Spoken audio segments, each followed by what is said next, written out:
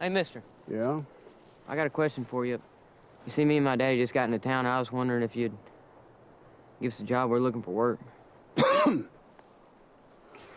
How old are you? 15. Well, you got 45 seconds to tell me why I should hire you. You have an ability to sort of identify the madness in people and turn it into humanity. Is that fair? Well, I think that's very well said, and it's pretty profound. I think that that might explain a lot of what goes on with me on the internet. You know. Well, even the internet aside, what's happening on the screen is the characters like this, characters like Wild at Heart, Bad Lieutenant. Well, my point is that I think in every man and in every woman, there is the potential to become like Joe, or the potential to become like Wild at Heart, or the potential to become like Bad Lieutenant. And I think that's great. That's what I want people to get to know about themselves, that inner caveman or cavewoman is always there somewhere.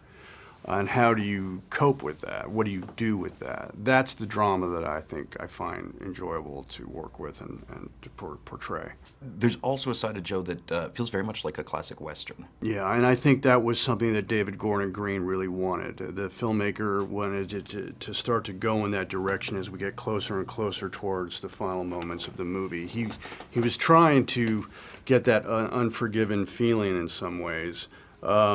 What's most interesting to me is that the book, Larry Brown's marvelous novel, does not have that ending. It's a different ending entirely. It's almost like they left it open as to how this is going to resolve or not resolve. And David and Professor Gary Hawkins, the man that transposed the novel into the script, gave us an ending. And what an ending! You know, it is like a Western for sure. Any a nice one? You see those fangs?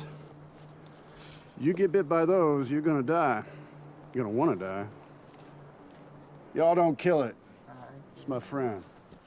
Oh, damn, you don't want about me. It wasn't something that people wanted me to do. I think there was a lot of concern that I was gonna get bit and probably die before the second week of production. I had to promise David that I wouldn't let that happen.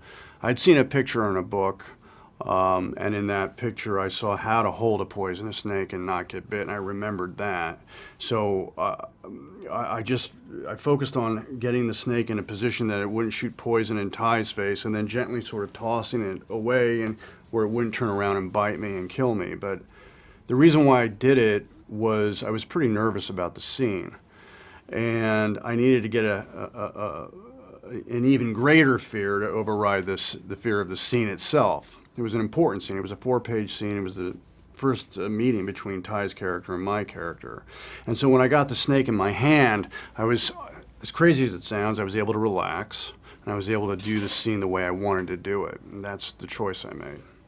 Gary, why do you stick around like this?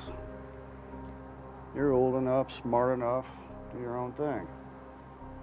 What's most important right now is me taking care of Dorothy and Mama. Because we kind of got a family problem right now.